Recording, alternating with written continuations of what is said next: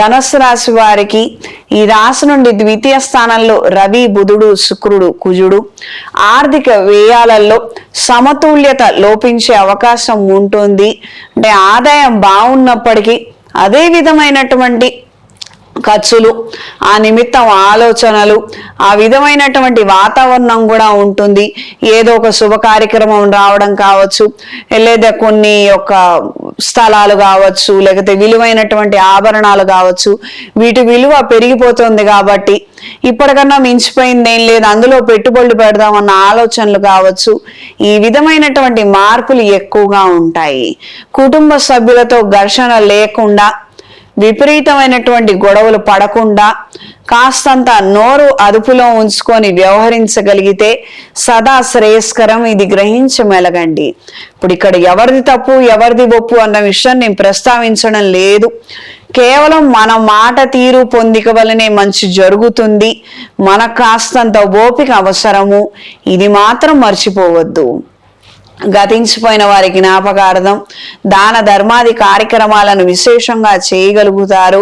Court వ్యవహారాది తీర్పుల్లో లాయర్లను మార్చాలన్న ఆలోచనలు ఎక్కువగా ఏర్పడతాయి. ఈ రాశిలో జన్మించిన స్త్రీలకు అనుకూలమైనటువంటి మార్పులు నిదానంగా ఏర్పడే అవకాశం ఉంది. కానీ తత్సంబంధితమైనటువంటి శుభవార్తలను మాత్రం వినగలుగుతారు. కొంతమందితో ఉన్నటువంటి పరిచయాలు, వాళ్ళ ద్వారా తెలుసుకున్నటువంటి విషయాల వలన మీ జీవితంలో మంచి మార్పులను తీసుకురాగలుగుతారు. మీ ఆధ్వర్యంలో నిర్వహించే కార్యక్రమాలలో కూడాను మార్పులను తీసుకురాగలుగుతారు. శత్రువుల మీద ఎప్పుడూ ఒక కన్ను వేసుంచాలి. వాళ్ళు ఏం చేస్తున్నారు, ఎలా వెళుతున్నారు, ఏమిటన్నది తెలుసుకుంటూ ఉండాలి అన్న కుతూహలం మరింతగా పెరిగే అవకాశం ఉంటుంది. దూర ప్రయాణాలు అనుకూలంగా ఉంటాయి. వ్యవహారాలలో కాస్తంత నిదానంగా వ్యవహరించండి. అంటే మధ్యవర్తి సంతకాలు, ఇతరితర విషయాలు కావచ్చు, ఎక్కడైనా కాస్తంత నిదానం అవసరం. హడావుడి మీద మాత్రం ఏమీ చేయవద్దు.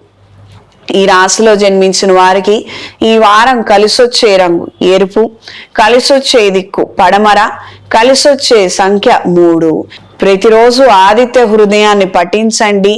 శనివారం రోజున శనికి తైలాభిషేకం చేయించి ఆంజనేయ స్వామి వారికి వడమాలను సమర్పించండి. రాబోయే మహాశివరాత్రి రోజున ఈ ధనస్సు రాశి వారు అఘోర పాశుపత హోమాన్ని జరిపించండి. అనుకున్న కార్యక్రమాలలో పురోగతిని సాధించగలుగుతారు. కుటుంబపరమైనటువంటి అభివృద్ధిని పొందగలుగుతారు.